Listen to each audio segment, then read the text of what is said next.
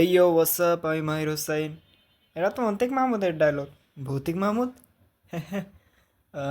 Sorry, bad joke. First of all, আশা করি সবার ঈদ ভালো কাটছে, যদিও আমারটা কাটে নাই। তোমরা কমেন্ট বক্সে জানাই দিতে পারো কে কত সালামি পেয়েছো। যাই হোক, কথা না বাড়িয়ে মূল টপিকে যাই। জেনজি পোলাপাইনের পাকনামি গন টু ফার। তোমার বিশ্বাস হয় না? এই দেখো। What the fuck. ভাই তরমুজ লাগবো?